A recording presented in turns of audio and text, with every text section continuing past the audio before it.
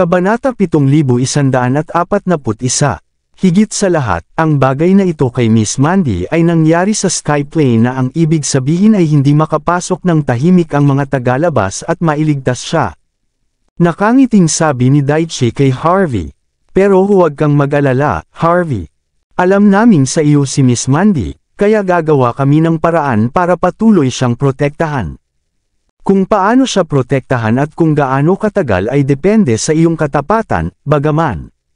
Malamig ang ekspresyon ni Harvey habang dahan daw ang sinabi, "And here I thought you'd tell me you'd do everything to protect Mandy, making a show despite how shameless you are." Hindi ko ini-expect na ganyan kakadirektang mananakot sa akin. Kung tatanggihan ko ang kahilingan mo, mahuhulog kaagad si Mandy sa kamay ni Sora, tama ba?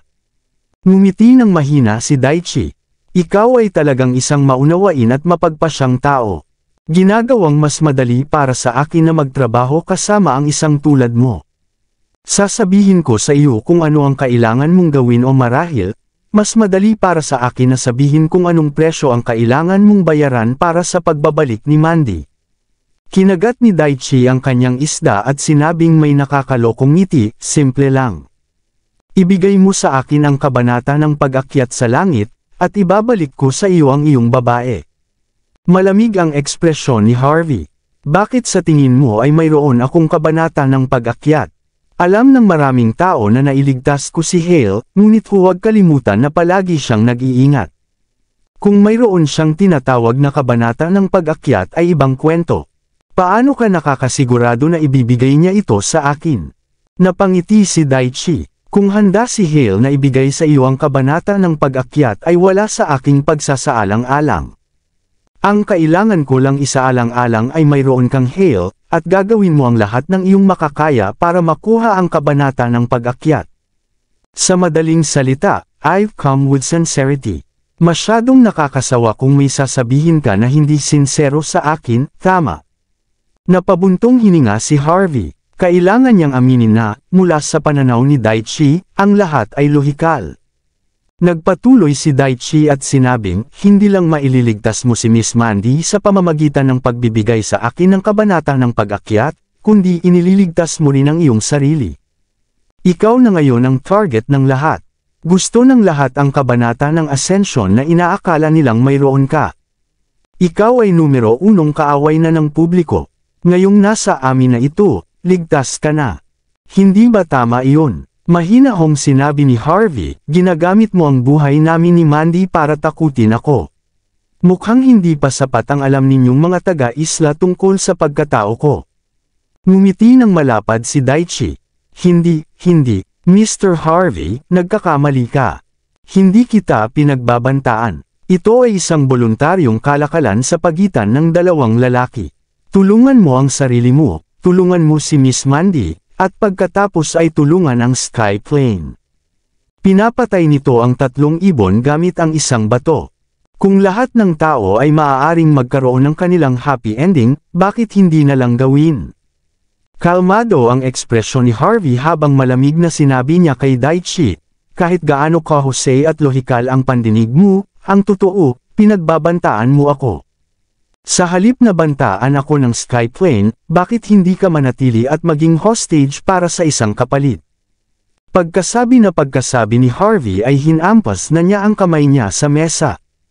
Ang isang piraso ng kahoy ay agad na lumabas mula sa mesa at tumusok sa sandalan ng upuan, sa tabi lamang ng tainga ni Daichi.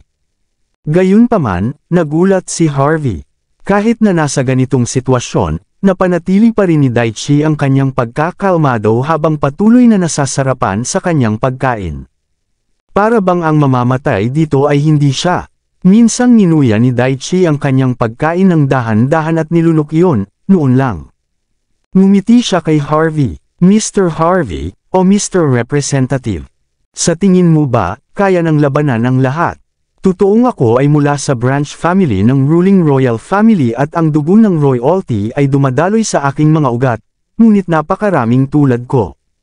Napakarami kaya madali akong palitan. Kahit na ako ay mamamatay, may isang Fujihara Jiro, isang Fujihara Samuro, at higit pa upang makipag-ayos sa iyo. Ilan sa amin ang kaya mong patayin? In short, walang kinalaman sa kanila ang buhay ng isang tulad ko. Ang Skyplane ay dapat mayroong chapter of ascension. Ang pagpatay sa akin ay ganap na walang kahulugan. Iyon ang dahilan kung bakit sa tingin ko dapat mo pa rin itong pag-isipang mabuti. Alin ang iyong mga pinakamahusay na pagpipilian? Tandaan, ang paggawa ng maling pagpili dahil sa padalos-dalos ay maaaring pilitin kang magbayad ng mabigat na presyo sa hinaharap. Matapos sabihin ni Daichi ang kanyang sasabihin ay nagpatuloy siya sa pagtikim ng mga side dishes. Halatang masaya din siya sa kanila. Huminga ng malalim si Harvey nang makitang hindi na natinag si Daichi. Malinaw na naniniwala si Daichi na mayroon siya kay Harvey sa pamamagitan ng paggamit ng kaligtasan ni Mandy para bantaan siya. Huminga ulit ng malalim si Harvey para pakalmayan ang sarili. Tapos, pinikit niya yung mata niya at tumingin kay Daichi. Naiintindihan ko lahat ng sinabi mo. Isa sa alang-alang ko rin itong tinatawag na kalakalan.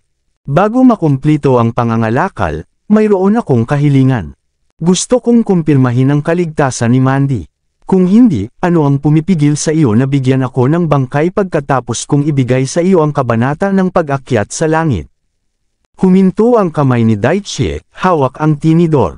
Itinaas niya ang kanyang ulo, na ipinakita ang isang matengkad na ngiti. Isa ka talagang partikular na tao. Ang swerte ni Miss Mandy na may isang tulad mo na nagpoprotekta sa kanya. Maaari kong hayaan kayong mag-usap ni Miss Mandy para kumpirmahin kung buhay siya. Gayunpaman, mayroon din akong kondisyon. Hindi ka maaaring magtanong sa kanya ng anumang mga katanungan, at hindi ka maaaring magtanong sa kanya ng anumang bagay na maaaring hindi niya maintindihan ang anumang bagay. Ayos lang ba yun? Pinikit ni Harvey ang mga mata bago malamig na sinabing, enough. Makipag-ugnayan kay Mandy ngayon din. Lahat ay nasa mesa kapag nakumpirma kung ligtas siya. Ngumiti si Daichi at hindi na nag-aksaya pa ng oras. Inilabas niya ang isang telepono at nag-dial ng numero sa harap mismo ni Harvey. Hello, sino ito? Mabilis na nagmula ang boses ni Mandy sa kabilang panig. Hinalma ni Harvey ang sarili bago nagtanong, Mandy, ako ito. Balita ko naglalakbay ka, kumusta ang mga pasyalan? Hindi inaasahan ni Mandy na tatawag si Harvey. Natigilan siya ng kaunti. Mabilis na nag-react si Mandy na para bang may naiintindihan siya. Mabilis niyang sinabi kay Harvey sa pamamagitan ng telepono, nasa ika-6 na palapag ako ng isang hotel. Ako. Bago pa man siya makatapos ay ibinaba na ni Daichi ang tawag gamit ang isang pindot. Sa kanya binigyan ng makahulugang tingin si Harvey. May ilang rules na dapat mong sundin, Mr. Harvey. Kung hindi, kung ang mga tao mula sa panig ng Skyplane ay may hindi pagkakaunawaan, hindi ko masasabi kung ano ang susunod na mangyayari. Sige, pumasok tayo sa pangunahing paksa. Si Miss Mandy ay ligtas na ligtas sa ngayon, ngunit naniniwala ako na ang kanyang kaligtasan ay maaari lamang mapanatili sa loob ng 2 hanggang 3 araw. Ang aking mga tauhan ay hindi maaaring magpatuloy sa pagprotekta sa kanya ng walang magandang dahilan, tama ba? Kapag nakumpirma na wala dito na gusto ko, ang aking mga tao na nagpapanatili ng kanyang proteksyon ay maaalis kaagad. Walang makapagsasabi kung ano ang mangyayari pagkatapos nito. Isang tuyong ngiti ang ibinigay ni Daichi kay Harvey. Kaya ikaw ang may kontrol sa buhay at kamatayan ni Miss Mandy. Kami ay mga tao na panatilihin ang aming panig sa mga deal. Sana mapanatili mo rin ang sa iyo. Huminga ng malalim si Harvey. Pagkatapos niyang ipikit ang kanyang mga mata, dahan-dahan niyang sinabi, sa totoo lang, hindi ko pa naitanong kay Hale kung talagang umiiral ang kabanata ng pag-akyat. Ngunit tatanungin ko siya tungkol dito sa sandaling bumalik ako. Huwag mag-alala, kapag nakuha ko na ang kabanata ng Ascension, tatapusin ko ang pakikipagkalakalan sa lalong madaling panahon. Tumango si Daichi, ang pakikipag-usap sa isang tulad mo ay ang pinakamahusay. Ibibigay ko sa iyo ang aming bottom line. 48 oras pagkatapos ng 48 oras, kung wala tayong Chapter of Ascension, hindi mo na makikita si Miss Mandy. Sinimulang kainin ni Daichi ang pasta na inihain sa kanya. Tumayo si Harvey sa kinauupuan niya at ngumisi, "Don't worry. Ibibigay ko sa iyo ang iyong chapter of ascension sa loob ng takdang panahon." Pagkatapos nun, tumalikod na si Harvey at umalis. Nagkibit-balikat lang si Daichi at walang sinabi. Makalipas ang 15 minuto, dumating si Harvey sa tirahan ng Foster. Hindi nag-aksaya ng hininga si Harvey at agad na pumasok sa looban ni Veda. "Miss Acantha, may nakita bang mga clue ang mga espiya mo sa Skyplane?" Bago dumating, nagpadala na si Harvey ng mensahe kay Veda na umaasang magagamit niya ang lihim na koneksyon ng Grand City para malaman ang higit pang impormasyon. Tumango si Veda, "Meron tayo. Ang taong hinahanap mo ay dapat nasa Skyplane's Clover Hotel. Iyon ang pinaka-high class na hotel sa Skyplane, at ito ay nasa ilalim ng kontrol ng ilang predecessors ng Skyplane's School. Ito ang paraan para makapasok sa Skyplane." Saglit na nag-alinlangan si Veda, saka naglabas ng isang papel. Hinawakan ito ni Harvey at tiningnan bago sinabing, "Salamat." Sabi ni Veda, "Kahit ano ang gusto mong gawin, pangako mo sa akin na hindi ka pupunta doon ng mag-isa. Magsama ka ng ilang lalaki. Hindi naman Grand City ang Skyplane. Kung walang sapat na tauhan, kalimutan ang tungkol sa pagligtas sa kanya, mahihirapan kang makatakas." Sa teritoryo ng Skyplane, ang Clover Hotel. Sa VIP area ng Clover Hotel, isang mansyon sa gilid ng hotel, nakatingin sa labas si Mandy na nakakunot ang noo. Sa oras na ito, may marahang kumatok sa kanyang pinto mula sa labas. "Pasok," sabi ni Mandy. Pumasok ang pinuno ng security team, si Seven Jean ng Jeans of Mordo. Yumuko siya kay Mandy nang may paggalang bago sinabing mahinahon, "Miss Mandy, ayon sa impormasyong natanggap ko, ang mga babaeng naligtas mo ay pinalabas sa Skyplane. Nakumpirma ko na rin ang mga taong nakasalungat natin. Siya si Yamamoto Sora, young master ng Origin Sword Style.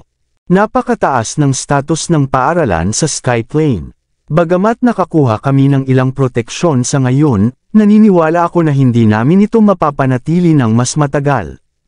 Ang aming visa ay may epektibong tagal lamang ng 7 araw. Kapag natapos na ang oras, magkakaroon ng dahilan ang Skyplane para alisin ang lahat ng seguridad dito. Malalagay tayo sa panganib kapag nangyari iyon. Sa tingin ko, dapat tayong umalis agad sa Skyplane habang may pagkakataon pa tayo. Kapag tapos na ang 2 araw, hindi na tayo makakaalis kahit gusto natin," payo ni Seven kay Mandy. Para sa kanya, hindi na ganoon kahalaga ang gawaing ibinigay ng pamilya Jean. Ang pagpapanatiling buhay sa kanilang sarili ay higit na mahalaga. Mapapatay lang nila ang kanilang mga sarili kung mananatili sila rito at ipagpapatuloy ang labanan hanggang sa mapait na wakas. Umiling si Mandy. "Marami na tayong nagastos sa pag-aayos ng mga babaeng iyon na umalis sa lugar na ito. Not to mention the reason everything went well ay dahil gusto nila akong patuluyin. Kung aalis ako ngayon, hindi mahalaga kung ang mga tao na nagpo-protekta sa akin o naghahunting sa akin, hindi nila sila hahayaang umalis ng ganoon kadali. Iyon ang dahilan kung bakit hindi tayo maaaring umalis. Kailangan pa nating maakit ang atensyon ng lahat sa atin. Sa ganoong paraan lamang makakaalis ng ligtas ang mga babae." Bahagyang nag-alinlangan si Seven at sinabing, "Miss Mandy, ang pagdepende sa mga tagalabas sa lugar na ganito ay mapapatay lang tayo. Mas maganda na." Pinigilan siya ni Mandy. "Magpapanggap tayong walang alam at ipagpapatuloy ang ating negosasyon sa negosyo. Kapag dumating na ang tamang panahon, aalis na tayo." Nang makaalis si Seven, mas lalong nagdilim ang ekspresyon ni Mandy. Bilang isang talentadong businesswoman, nakumpirma na niya ang dahilan kung bakit siya nabubuhay pa at nabubuhay ng maayos ay dahil gusto siyang gamitin ng Skyplane para e-blackmail si Harvey. Ang problema, hindi nila makontak ng maayos ang isa't isa. Maraming bagay ang hindi nila masabi sa isa't isa. Hindi nila kayang harapin ang mga nangyayari dito. Kasabay nito, dahan-daw ang lumabas ang maraming figure mula sa isang nakatagong tunnel sa Skyplane. Mabilis silang sumakay sa isang itim na van, at nagsimula itong gumalaw ng mabagal. Darating tayo sa Clover Hotel sa kalahating oras, Mr. Harvey. Sabi ni Clarion na may matigas na ekspresyon. Halatang may gustong gawin si Harvey, kaya naman sinundan siya ni Clarion. Hindi siya kukuha ng hindi bilang sagot. This time, pumasok tayo sa Skyplane sa pamamagitan ng illegal entrance. Dapat tayong maging mabilis at mapagpas siya. Kung hindi, hindi ko masasabi kung ano ang susunod na mangyayari. Maraming salamat sa lahat ng sumusubaybay. Please subscribe and follow my YouTube and Facebook channel, Filipino Novel. Maraming salamat po. Kabanata 7145. Siyempre, kung maaari nating mapanatili ang ganap na paghuhusga, maaari tayong makatakas ng hindi inaalerto ang sinuman sa sandaling mahanap natin si Miss Mandy, sabi ni Clarion, na nananatiling positibo. Sa ganoong paraan, hindi na natin kailangang lumaban at makuha ang atensyon ng mga may hawak ng kapangyarihan sa Skyplane. Nakaupo si Harvey sa van. Kumunat ang noo niya at tumingin sa mga gusaling may malinaw na impluwensya ng Island Nation. Dahil bina-blackmail ako ni Daichi gamit si Mandy, nangangahulugan iyon na tiwala sila na hindi natin siya maaalis. Naniniwala ako na kailangan nating labanan ang mga mula sa Origin Sword Style ngayon. Saglit itong pinag-isipan ni Harvey at sinabing, at hindi mo ba iniisip na masyadong tumpak ang impormasyong ibinigay sa atin ni Veda? Parang may nag-iwan ng bukas para sa atin. Nanlaki ang mga mata ni Clarion. Huwag mong sabihin sa akin na ito ay isang bitag para lamang sa atin. Umiling si Harvey, hindi lang para sa atin, pati na rin sa Grand City. Kung talagang natigil tayo dito, hindi mahalaga kung tayo ay mapatay o mahuli ng buhay, tayo ang magiging dahilan para salakayin nila ang Grand City. Sa pagkakataong ito, kailangan nating whoosh. Nang pinag-uusapan pa ni Harvey at Clarion ang mga detalye, may biglang sumulpat sa daan. Hawak niya ang isang espesyal na huwad na doble na pana sa kanyang kamay, at tinutukan niya ang convoy at hinila ang gatilyo. Boom! Nagkaroon ng isang nakakagulat na malakas na pagsabog. Kitang-kita na isang malakas na thunderblast ang nakakabit sa crossbow bolt. Bagamat hindi nito sinaktan ang convoy, sapat na ito upang pilitin ang convoy na huminto. Lahat ng nasa convoy ay tumingin sa nangyari na may madilim na ekspresyon. Mula sa paraan na ang isang tao ay maglakas loob na gumamit ng thunderblast, kitang-kita kung gaano kalaki ang panganib sa kanilang lahat. Ang figure ay tila nakita kung nasaan sina Harvey at Clarion, at nagsimulang maglunsad ng mga bolt sa kanila muli. Bang! Sa kritikal na yugtong ito, sinipan ni Harvey ang pinto ng kotse. Tinamaan nito ang bolt gamit ang thunderblast sa himpapawid, at ang resultang pagsabog ay walang iniwan kundi kapahamakan. Nagsisimula na ring masunog ang ilan sa mga damo at buhay na halaman. Naningkit ang mata ni Harvey habang nakatingin sa harapan. Habang itinatago ng figure ang kanyang intensyon na pumatay, ang kanyang kalupitan ay nakakagulat pa rin. Whoosh! Tulad ng nagawa ni Harvey na harangan ang ilan sa mga bolts, nakarinig siya ng mga tunog ng isang bagay na lumilipad sa hangin. Malinaw na hindi lamang ito isang taong nagtatarget sa kanila ng palihim. Ito ay isang pag-atake. Whoosh! Whoosh! Ang mga bolts ay nagmula sa lahat sa paligid nila, ang dulo ay natatakpan ng apoy. Si Clarion, nakatatapos lang gamulong sa lupa, ay mabilis na sumigaw, lumabas kayo sa kotse. Ngayon na, umiling si Harvey, hindi siya nag-abalang magtago mula sa mga taga-isla na mga pag-atake. Ibinagsak niya ang kanyang paa sa aspalto, at may sumabog. Sa isang padyak lang, hindi mabilang na mga fragment ang lumabas mula sa lupa. Boom! Boom! Boom! Nagkaroon ng sunod-sunod na pagsabog sa kalagitnaan ng hangin. Ang mga bolts ay nilamon din ng pagsabog. Kahit na nagawa ni Harvey na tanggihan ang mga pag-atake, hindi siya tumigil.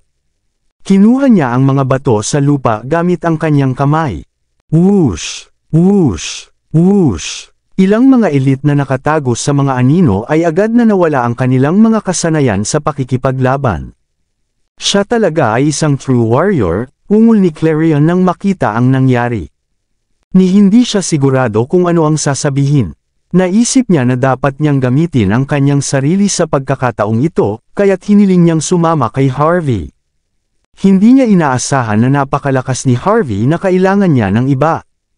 Napakabilis, lahat ng mga umaatake ay napigilan. Halatang alam nilang wala na silang magagawa kay Harvey. Ang mga taong ito ay mula sa Origin Sword Style. Seryosong sabi ni Clarion pagkatapos niyang tingnan ang suot ng mga umatake. Medyo magulo sila, bagamat mukhang sila ay over the top, malamang na sila ay mga sakripisyong sundalo. Ngunit ang problema ay ang kanilang mga armas ay napakalakas. Sa antas ng kapangyarihang ito, walang paraan na itinatago nila ito. Nang umatake sila, hindi nila nilayon na manatiling maingat. Sa madaling salita, lahat ng nangyari ngayon ay isang bitag. It's a show. At alam na ng top brass ng Skyplane ang tungkol sa bitag na ito.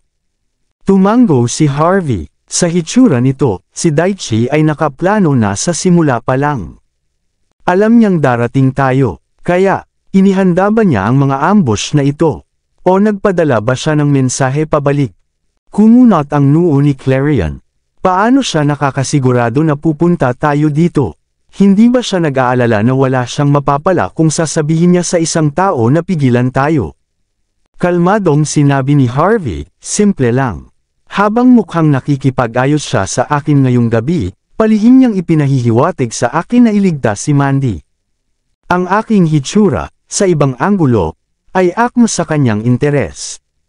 Kung mas mahirap akong harapin, mas maraming pagkilala ang kanyang makukuha kung makukuha niya ang kabanata ng pag-akyat. Habang pinag-uusapan ito nina Harvey at Clarion, marami pang mga figure ang lumitaw mula sa malayo, alinman sa lantaran o sa mga anino. Mayroong hindi bababa sa daan-daan sa kanila, bawat isa ay nakasuot ng baluti at may hawak na mga baril. Patuloy silang lumalapit, at salamat sa pagkakaroon ng geographical na kalamangan. Lahat sila ay nabahiran ng brutal na aura, mula sa paraan ng pagkilos nila at sa kanilang moral. Ang susunod na labanan ay magiging isang mahirap. At least, walang makakapagsabi kung sino ang mananalo kung talagang lumaban sila. Sa kasamaang palad, ang paraan ng pagkilos nila ay hindi gaanong interesado kay Harvey. Mas nag-aalala siya kay Mandy, na hindi gaanong nauuna. Mahigit isang buwan na silang hiwalay. Matapos pumunta si Mandy sa Jeans of Mordo, halatang may problema siya. Kaya pala hindi niya na-contact si Harvey. Mas naging awkward din ang kanilang relasyon. Iniisip niya kung paano sila magkikita mamaya. Damn it! Akala ba talaga nila makakalapit sila sa atin dahil lang mas marami sila sa atin? Akala ba talaga nila wala tayong pinaghandaan? Senggal ni Clarion, nakangiting malamig, ikanaway niya ang kanyang kamay nang makita ang mga tropa mula sa Origin Sword Style. Halika! Ilabas niyo ang iyong mga armas. Tingnan natin kung sino ang unang mabibigo tayo, o sila. Sa utos ni Clarion, lahat ng bodyguard niya ay agad na naglabas ng ilang itim na malita. Sa loob ay may mga itim na butas na may mga asol na bala. Malinaw na ang mga bala na ito ay nilikha para magamit sa mga elite ng martial arts. Ang pinsala na maaari nilang harapin ay lampas sa imahinasyon ng sinuman. Ang mga bodyguard ay nakatayo sa harap nina Harvey at Clarion kasama ang mga malita, handang labanan ang kanilang mga kaaway hanggang sa mapait na wakas. Nang makita ng mga elite ng Origin Sword Style kung ano ang reaksyon ni Harvey at ng iba pa, naglabas sila ng isang kalasag at inilagay ito sa harap nila. Halatang pinaghandaan nila, o marahil, mas madaling sabihin na alam na ng mga elite ng Origin Sword Style ang kanilang inihanda. Nagdilim ang ekspresyon ni Clarion. Paano nahulaan ng mga hangal na ito na nandito tayo kasama ng mga warsong? Pinikit ni Harvey ang kanyang mga mata. May posibilidad ba na hindi sila nanghula, ngunit nakatanggap na sila ng balita tungkol sa kung ilang tao ang dinala natin at kung anong uri ng mga armas, para makapaghanda sila para sa atin? Natigilan si Clarion. Anong ibig mong sabihin? Pagpatay ng 2 ibon gamit ang isang bato, mahinahong sabi ni Harvey. Ang bitag na ito ay hindi lamang nakatutok sa akin kundi pati na rin sa iyo. May nag-iisip na masyado tayong close. Kaya kung may ililigtas ako mula sa Skyplane, tiyak na sasama ka. Kung pareho tayong mamamatay dito, babalik sa dati ang sitwasyon ng Grand City. Bukod dyan, ang isang tao ay maaari ring mabawi ang nawala sa kanila. Nang marinig ni Clarion ang pagsusuri ni Harvey, nagbago ang kanyang ekspresyon at nagngangalit ang kanyang mga ngipin. Sinong bastard ang gumawa nito? How dare they work with our enemies? Nang si Clarion ay nagngangalit ang kanyang mga ngipin, may bakas ng realisasyon sa kanyang mga mata. Si Harvey ay hindi nagsalita ng malinaw tungkol dito, ngunit si Clarion ay maaaring gumawa ng isang edukadong hula. Ang gumawa nito ay malamang na si Dan.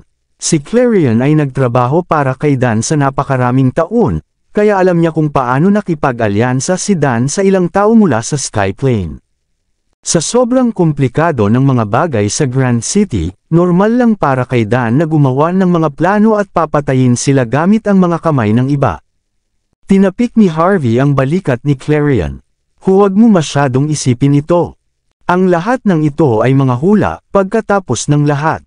Maaaring hindi ito totoo. Ang ating pangunahing prioridad ay hindi upang malaman kung sino ang nasa likod nito, ngunit upang makahanap ng isang paraan.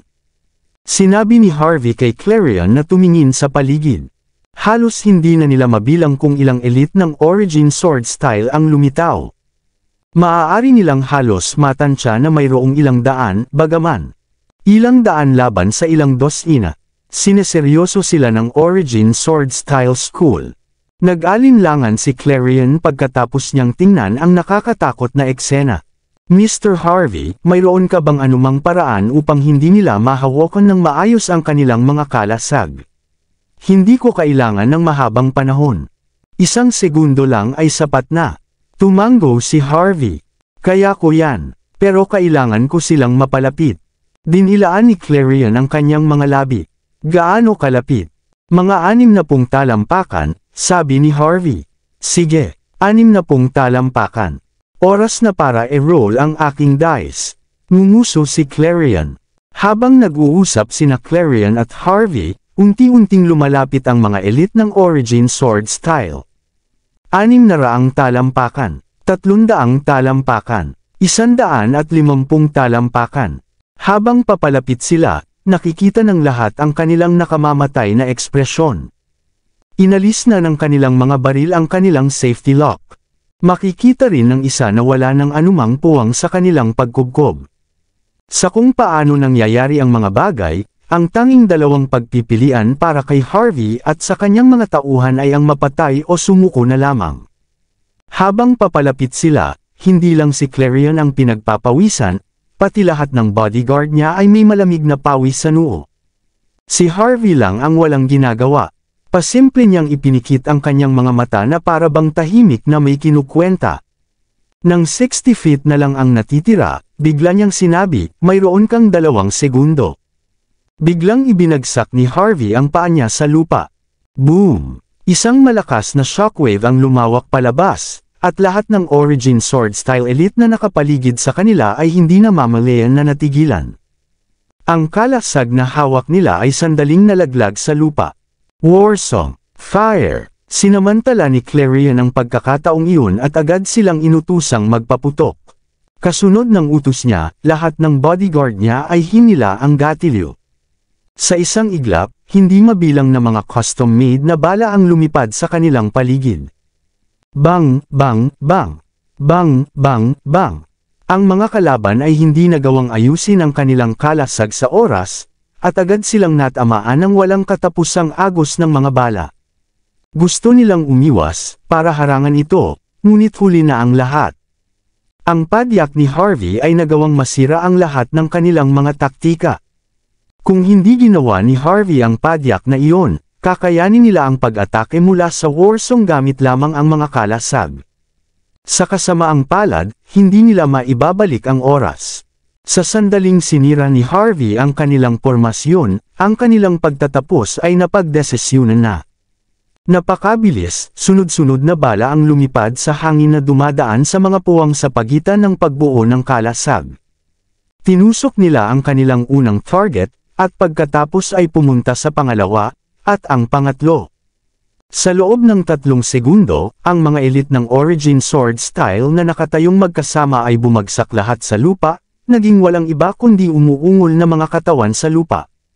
Maaaring kalimutan ng isa ang tungkol sa paghahanap ng mga nakaligtas. Hindi man lang makahanap ng anumang mga bangkay nang hindi nawawala ang anumang bahagi ng katawan. Ito ay sobrang nakakatakot at brutal. Nang tingnan ito ni Harvey ay napabuntong hininga siya. Nakaligtas din siya sa larangan ng labanan at alam na ang mga modernong baril ay lubhang nakakatakot sa larangan ng digmaan.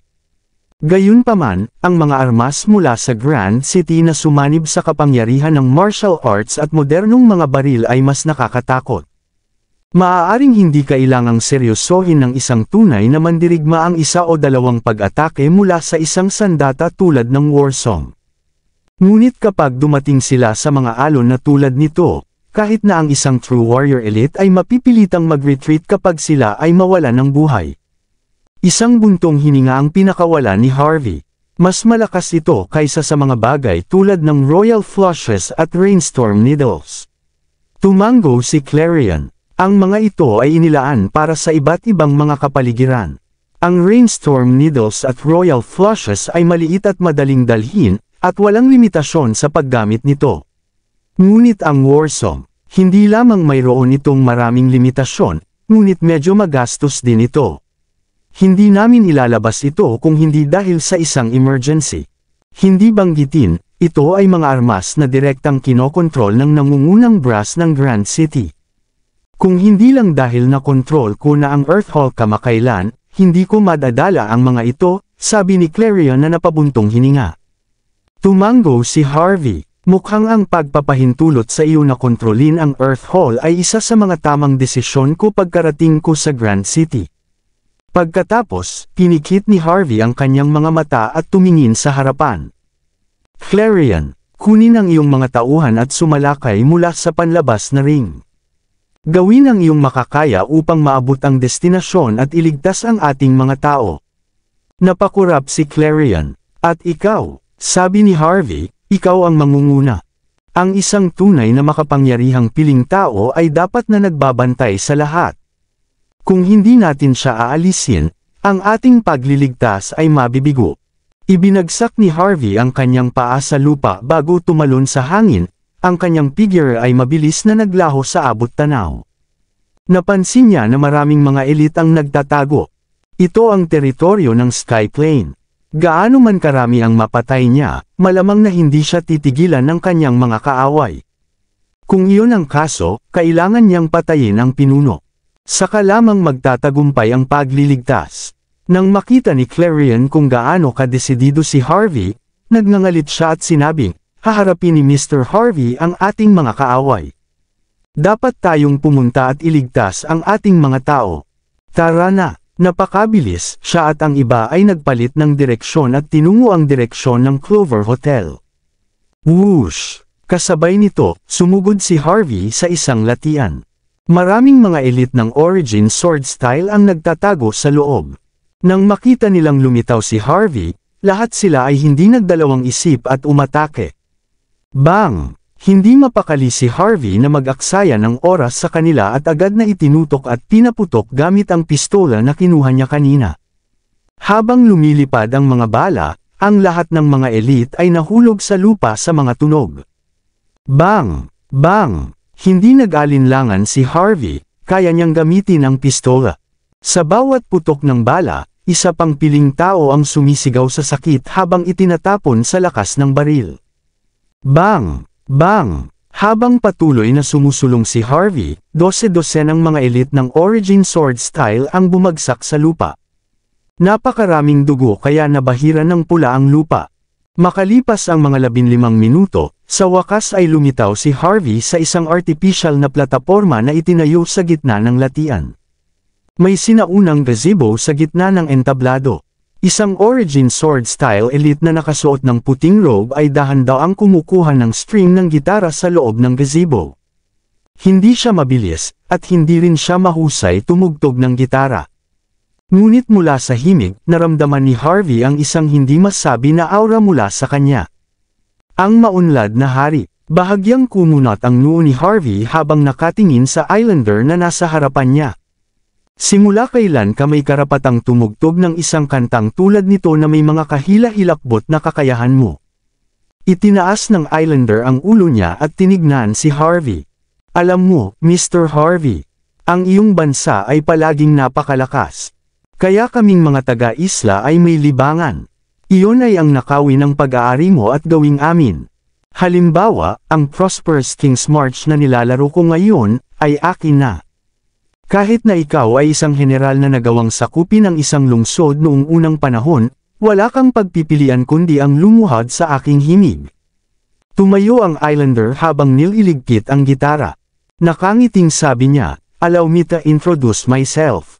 Ako ay mula sa Origin Sword Style, si Sverker. Kabanata 7150. Sverker, mahinahong sabi ni Harvey. Kung tama ang pagkakaalala ko, ito ang titulo ng isang mass murderer mula sa Island Nation na namatay sa aking mga kamay. Para bigyan mo ang sarili mo ng parehong pangalan. Sa tingin mo ba ay mamamatay ka tulad ng mass murderer na iyon sa aking mga kamay? Bahagyang natigilan si Sverker nang marinig ang sinabi ni Harvey. Tapos, tumawa siya. Mamatay sa iyong mga kamay. Ikaw, hindi mo ba masyadong pinahahalagahan ang iyong sarili? Sa tingin mo ba ay hindi ka na magagapi matapos talunin ang kahanga-hangang bansa ay, at ang mga Sword Saint ng Island Nation? Aaminin kong napaka-impress mo na nakuha mo ang kapangyarihan ng isang true warrior sa iyong edad, ngunit hindi yun nagpapahintulot sa iyo na maliitin ang lahat. Masyado ka pang bata at wala kang sapat na karanasan. Hindi mo alam kung gaano kalawak ang mundo. Maraming tao sa mundong ito na mas makapangyarihan kaysa sa iyo.